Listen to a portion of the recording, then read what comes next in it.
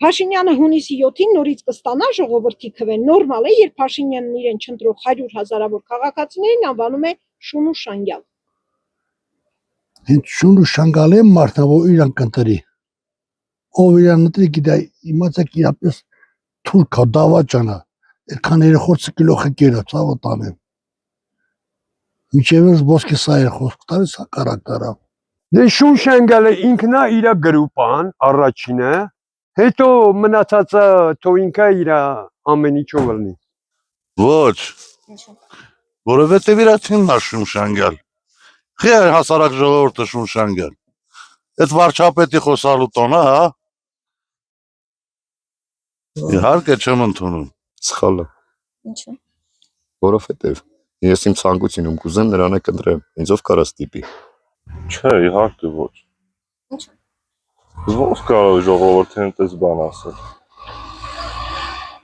Անվերապահորեն բան է, էլի ինքը ցույց տալիս։ Ոչ։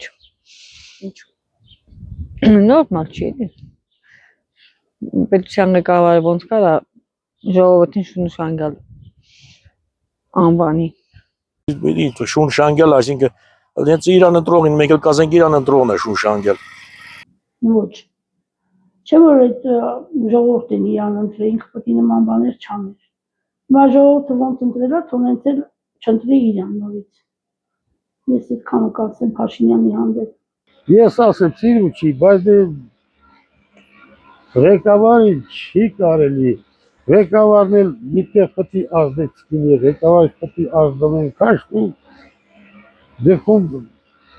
տվաշ չի, որտեղից հելնի ամեն խոսք ասի, ով ինչ ուզի անի։ Նորմալ չի, չէ, նորմալ չի։ Երկրի ղեկավարին էդի պատիվ չի։ Նորմալ, ինչու, որովհետև ինչ։ Վախացնում է, հաբեկում է,